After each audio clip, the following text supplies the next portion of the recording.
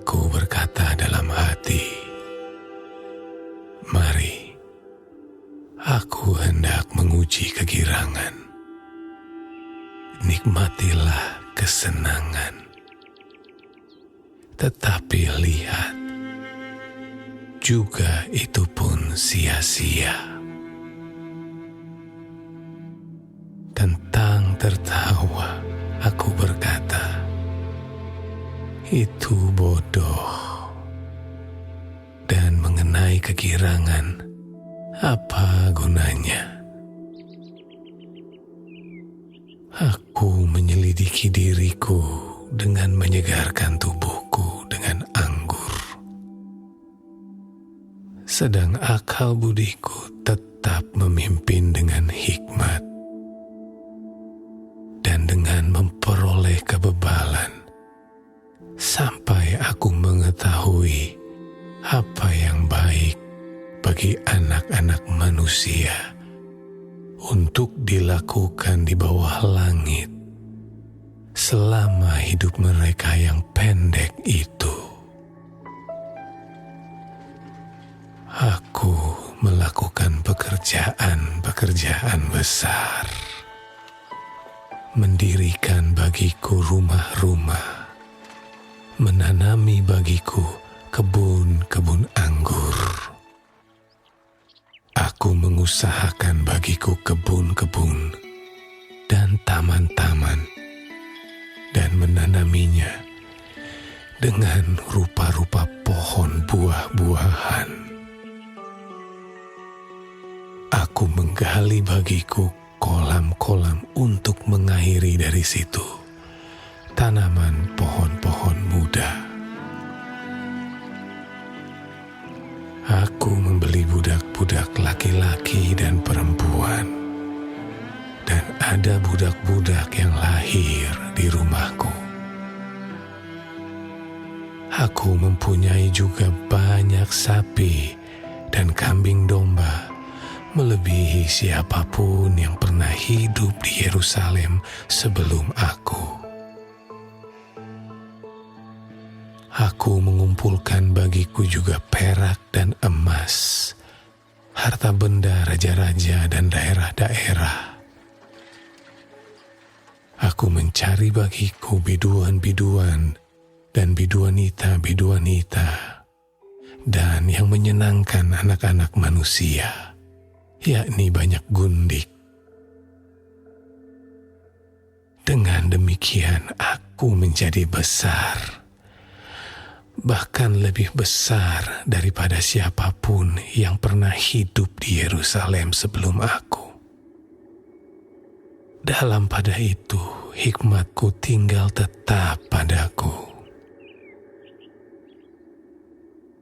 Aku tidak merintangi mataku dari apapun yang dikehendakinya, dan aku tidak menahan hatiku dari sukacita apapun. Sebab hatiku bersuka cita karena segala jerih payahku. Itulah buah segala jerih payahku.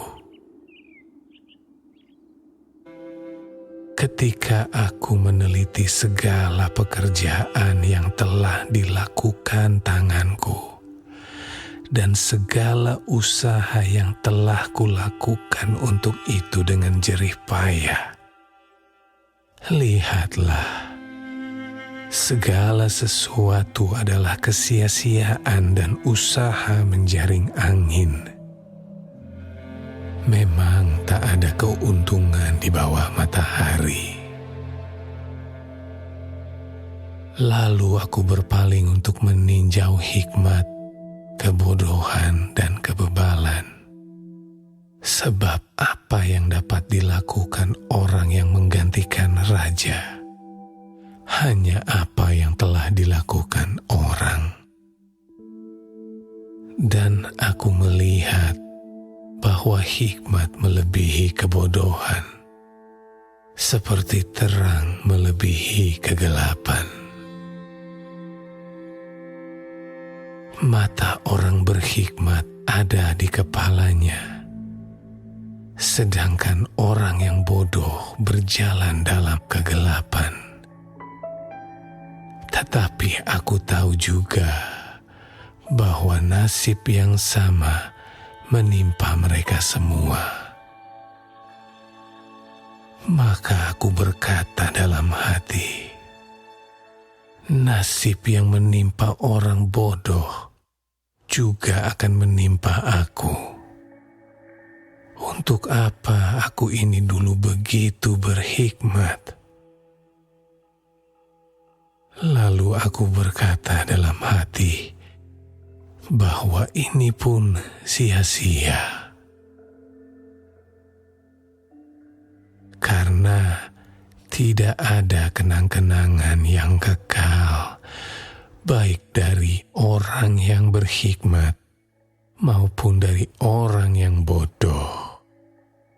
Sebab pada hari-hari yang akan datang, kesemuanya sudah lama dilupakan. Dan orang yang berhikmat mati juga seperti orang yang bodoh. Oleh sebab itu, aku membenci hidup, karena aku menganggap menyusahkan apa yang dilakukan di bawah matahari. Sebab segala sesuatu adalah kesia-siaan dan usaha menjaring angin. Aku membenci segala usaha yang kulakukan dengan jerih payah di bawah matahari. Sebab aku harus meninggalkannya kepada orang yang datang sesudah aku. Dan siapakah yang mengetahui apakah orang itu berhikmat atau bodoh? Meskipun demikian, ia akan berkuasa atas segala usaha yang kulakukan di bawah matahari dengan jerih payah dan dengan mempergunakan hikmat. Ini pun sia-sia. Dengan demikian, aku mulai putus asa terhadap segala usaha yang kulakukan dengan jerih payah di bawah matahari. Sebab kalau ada orang berlelah-lelah dengan hikmat, pengetahuan, dan kecakapan, maka ia harus meninggalkan bahagiannya kepada orang yang tidak berlelah-lelah untuk itu. Ini pun kesia-siaan dan kemalangan yang besar. Apakah faedahnya yang diperoleh manusia dari segala usaha yang dilakukannya dengan jerih payah di bawah matahari dan dari keinginan hatinya? Seluruh hidupnya penuh kesedihan dan pekerjaannya penuh kesusahan hati. Bahkan pada malam hari hatinya tidak tentram. Ini pun sia-sia. Tak ada yang lebih baik bagi manusia daripada makan dan minum dan bersenang-senang dalam jerih payahnya.